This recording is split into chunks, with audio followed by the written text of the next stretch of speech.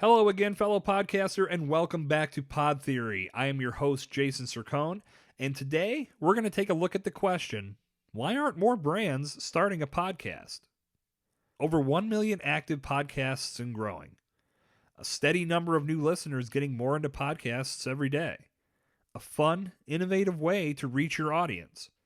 These are just a few of the many advantages that podcasting offers brands looking to engage with their fan base. So with all that said, why aren't more brands starting a podcast? With the growth of the podcasting platform exploding, you'd think that more brands would be jumping on the bandwagon. My belief is that they will. It's just going to take time like everything else of our generation did. Let's go back to the beginning when things changed, with the evolution of the internet.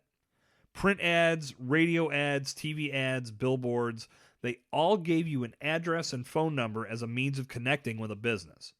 As the internet evolved, the brands that realized where things were shifting started offering their websites as a means of connection. And the brands that thought the internet was just a fad resisted the need for a website until they absolutely couldn't anymore. And by that point, they were behind the curve. Then, Web 2.0 came along and the internet became a very social environment. Early sites like MySpace and Friendster changed the game, and then networks like Facebook and Twitter improved upon what MySpace and Friendster did and took connectivity to a whole new level.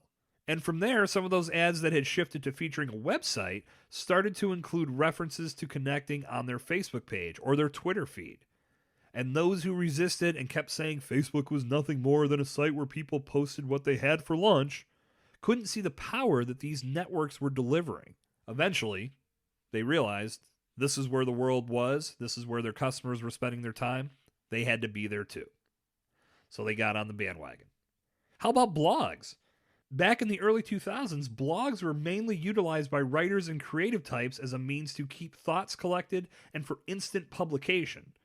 It wasn't accepted as a platform that could benefit businesses until it was. Creative professionals recognized how a blog could be used to share news, information, and industry innovations anytime they wanted, no waiting for approvals or publication from a major platform. They could publish in real time, and if the content was solid, the major platforms would pick it up from there. The point is this. I don't think it's a question of brands not seeing the value of podcasting.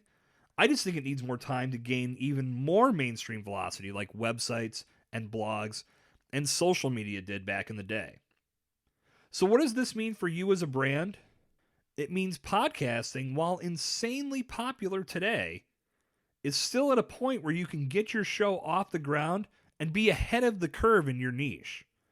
People are making podcasts part of their daily routines more and more every day. So getting your brand message in a person's ear through a solid podcast now will put you in a great position when other companies in your industry decide to catch up. So don't ask yourself why more brands aren't starting a podcast, because eventually they will. Instead, ask yourself, why is my brand not starting a podcast? Instead of being part of the trend, be forward thinking. Set the trend.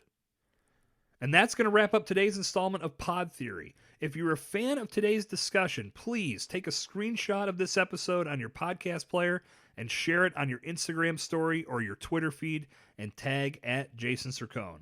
And of course, tell the world how much you love the show by dropping a rating and review on your favorite podcast app. Good talk. I'll see you back here tomorrow. This has been Jason Cercone on Pod Theory.